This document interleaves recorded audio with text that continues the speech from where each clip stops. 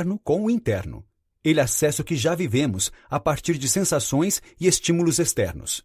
Permite, dessa forma, a interpretação, a consciência de quem somos, onde estamos e o que estamos fazendo. Esse gatilho é essencial para a vida, porque nos permite viver, aprender e nos relacionar. Mas também pode aprisionar o eu, gerar experiências muito negativas a partir de memórias similares. Assim como é essencial, o gatilho da memória também é responsável por síndromes, vícios e outras patologias psicológicas. As janelas de memória, o armazém de informações. As janelas de memória são áreas de leitura da memória em um certo momento da nossa existência. São acessadas pelos gatilhos, acionados por estímulos externos. São arquivos nos quais tanto o eu, quanto o gatilho e o alto fluxo embasam-se para construir o pensamento. O fenômeno ocorre a partir da leitura e da construção de informações. Cada janela de memória é uma parte do total da memória e tem características específicas. A mudança é difícil porque a intenção, na maioria dos casos, está isolada, vira uma janela, um espaço pobre e com poucos recursos. Ela precisa de um ambiente com outras janelas e outras opções para prosperar e tomar corpo. É como se cada janela da memória fosse uma casa. Construir uma nova e bonita janela no meio de um bairro deteriorado provavelmente terá efeito curto. Em algumas semanas ou meses, aquela janela estará novamente depredada se não tiver companhia. Por isso, o essencial são bairros, várias janelas que permitam mudanças sólidas e duradouras. Na dependência de drogas, por exemplo, depois de algum tempo, a dependência passa a ser secundária. O problema são exatamente aquelas janelas de memória construídas em relação direta com a droga. A cura passa por fechar todas essas janelas. É difícil para a terapia tradicional entender que fechar apenas uma janela não resolve o problema. É o motivo das recaídas. Uma janela estava fechada e a dependência parecia superada, mas existiam outras abertas. Por isso, o sonho é a construção de bairros, conjuntos de janelas. Esses conjuntos devem trazer serenidade e comportamentos esperados. É onde a mudança acontece. Tipos de janela de memória. Existem 3 tipos de janelas conhecidos. As janelas neutras ocupam cerca de 90% da memória. Contêm informações corriqueiras, como datas, números e telefones. As janelas killer correspondem às áreas da memória com conteúdo emocional angustiante, fóbico, tenso, depressivo e compulsivo. Elas se chamam killer porque bloqueiam as várias outras janelas, transformando a pessoa em uma prisioneira em si mesma. Existem diversos tipos de janelas killer, desencadeando comportamentos diferentes. Algumas delas são estruturantes, ou duplo P, geradas a partir de experiências traumáticas. Têm capacidade de encarcerar o eu e de expandir seu poder. Raciocínio complexo, empatia, criatividade, resiliência, proteção emocional e gerenciamento de pensamentos são parte da janela light. É a luz para onde devemos movimentar nossa psique. Esse é um processo que pode ser aprendido. As pessoas aprendem pelo exemplo. Se os pais querem ajudar os filhos a construir bairros light, eles precisam se atentar ao comportamento. Corrigir apenas cria uma janela solitária, um espasmo de melhoria, enquanto o comportamento é fotografado, repetido e copiado. A educação é outra opção, mas precisa ser modificada, porque no atual modelo, em muitos casos, atrapalha mais do que ajuda. A Alemanha nazista era referência em ciências tradicionais, campeã de prêmios Nobel, conhecimento insuficiente para expurgar um homem ignorante e rude. Hitler dominou primeiro o eu coletivo dos alemães, e depois dominou o governo e boa parte da Europa. O fenômeno do alto fluxo. Nosso cérebro funciona como uma linha automática de construção de pensamento.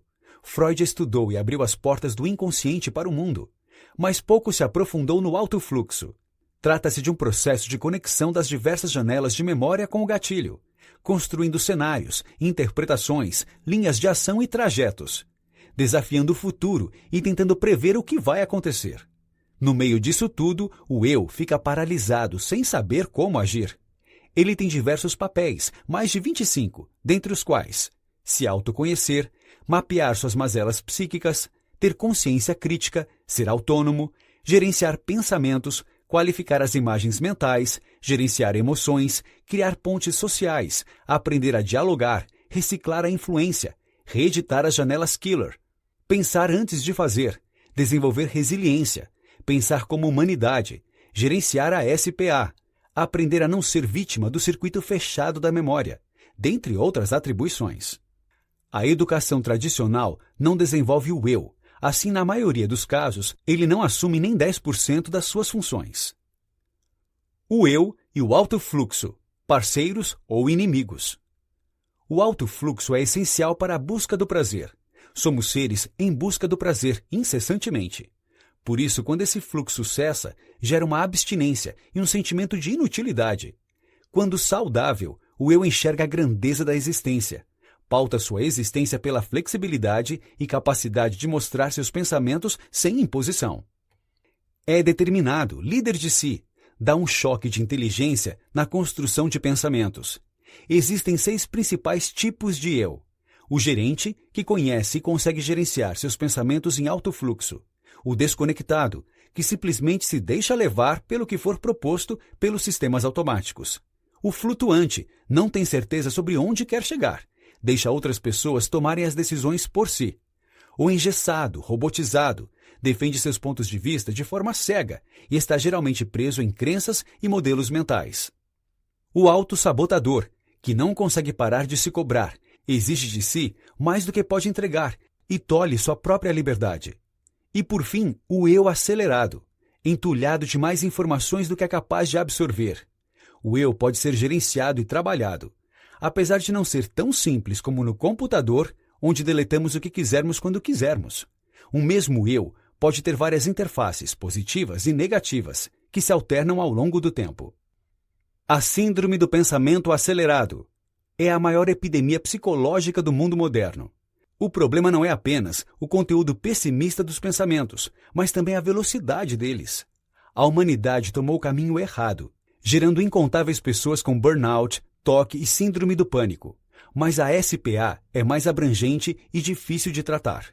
Gera ansiedade, mente inquieta, insatisfação, cansaço físico extremo, irritabilidade e flutuação emocional, dificuldade de desfrutar a rotina, dor de cabeça, dor muscular, déficit de concentração e memória. As principais causas da SPA são excessos de informação, atividade, trabalho intelectual, preocupação, cobrança, uso de celulares e computadores. Nesse contexto, o principal problema, sem dúvida, é o excesso de informações. Nas crianças, o efeito é ainda pior. TV, smartphone, computador, tablet, videogame. Uma criança de 7 anos hoje deve consumir em um mês mais do que Platão consumiu em uma semana. As crianças perderam o tempo para ficar offline e não conseguimos educar, criando situações cada vez mais desafiadoras para os educadores. Esses também precisam trabalhar as suas próprias janelas. Está cada vez mais difícil ter a atenção das próximas gerações, porque essa geração é acompanhada por uma infinidade de opções ao toque dos dedos, e a competição é injusta. Os níveis de SPA. É importante automatizar e acelerar a construção de infraestrutura, telecomunicações e transporte, mas nunca do pensamento. O alto fluxo, antes maior fonte de prazer e deleite do ser humano, tornou-se uma prisão. A SPA pode atingir níveis críticos, mas também é possível observar seu desenvolvimento desde o começo. O primeiro nível é apenas viver distraído, o que acontece com parte do maior grupo de pessoas vivendo com SPA. O segundo nível é quando começa a ficar difícil aproveitar a trajetória. Tudo passa a ser desagradável e chato. O terceiro é o culto ao tédio. Não apenas desinteressante, mas agora os problemas são ainda mais evidentes. Nesse estágio, dá-se mais atenção e foco aos problemas. O quarto nível enxerga-se quando a paciência com pessoas mais lentas é escassa. O quinto nível é composto por aquelas pessoas que planejam as férias com muita antecedência. As férias anteriores não foram suficientes para descansar e elas começam a pensar já nas próximas. No sexto nível, o foco é a aposentadoria. A pessoa pensa diariamente em quando vai se aposentar, contando mês a mês. Consequências da SPA. Envelhecimento precoce da emoção é o primeiro, caracterizado pela insatisfação crônica. Pessoas com SPA reclamam, são impacientes com quem pensa diferente, não curtem os momentos, falta disciplina. Em muitos casos, a idade biológica descola da idade mental, emocional. Adultos estacionados em asilos emocionais, jovens com idade emocional avançada, bem como idosos com idade emocional jovem, saindo, vivendo, aproveitando. Em um contexto de SPA, o eu tem dificuldade de amadurecer. As pessoas não conseguem evoluir as faculdades do ser. Essa imaturidade apresenta-se em forma de individualismo e egocentrismo. O eu maduro é firme, decidido e empático. A SPA, muito pelos problemas descritos, gera desequilíbrios emocionais e problemas psiquiátricos. As pessoas têm dificuldade de assumir as suas vontades e enfrentar os seus desafios. As consequências são doenças psicossomáticas, comprometimento de criatividade, do desempenho intelectual, relações sociais deterioradas, dificuldade de trabalhar em equipe. Como gerenciar a SPA? São 8 principais técnicas para que esse gerenciamento seja efetivo. A primeira é capacitar o eu para ser protagonista. Apesar de não sermos 100% livres, como Sartre ou Paulo Freire previam, é possível melhorar a situação com um eu mais forte. É importante ser livre para pensar, mas não ser escravizado pelo pensamento. A segunda forma de gerenciar o SPA é sempre ter métodos para escapar dos pensamentos negativos. A terceira é gerenciar o sofrimento antecipado, evitar sofrer pelo que ainda não aconteceu. A quarta é higienizar a mente com o método DCD, duvidar, criticar e decidir. A dúvida é a origem de todo o conhecimento. A crítica permite modificar nosso pensamento e, por fim, decidir de forma estratégica. A quinta técnica é reciclar as falsas crenças, identificar no que acreditamos que não é mais verdade e se desfazer de imediato dessas crenças. A sexta ferramenta é evitar ser uma máquina de trabalhar. Claro que o trabalho é importante, mas não é exclusivo. A sétima é não ser uma máquina de absorver informações. Lembrando que não é a quantidade de dados que garante a excelência mental, mas sim a qualidade dessas informações. A oitava e última técnica consiste em não menosprezar a importância da qualidade de vida. Evitar trair o sono, o diálogo com outras pessoas e os momentos importantes. Ao usar essas técnicas diariamente, podemos saldar nossas dívidas e melhorar gradativamente nossa atenção, reduzindo assim a ansiedade. Notas finais. O conceito de percepção e formação de pensamento é estudado por diversos autores. É possível encontrar na psicologia, na filosofia, na sociologia e nos negócios algo mais ou menos parecido. Augusto Cury é uma das principais referências no Brasil e no mundo. A redução dos níveis de ansiedade e gestão do pensamento tem efeitos positivos esperados nos relacionamentos profissionais e pessoais. Mas, acima de tudo, no relacionamento da pessoa consigo mesma. A capacidade de reduzir a carga de informações negativas, receber emoções ruins e saber como tratá-las é considerada um dos maiores diferenciais de um profissional. Com a comoditização do conhecimento, vai sair na frente quem souber manter a calma em situações de estresse e continuar no momento presente. A identificação da SPA é bem simples, até porque, em tese, quase todos nós sofremos do mal em algum nível. Entretanto, o tratamento é gradual e demorado, mas vale a pena começar. Dica do 12 minutos. Gostou desse microbook? Você pode encontrar conteúdos relacionados em várias obras. Recomendamos a leitura de Rápido e Devagar, de Daniel Kahneman.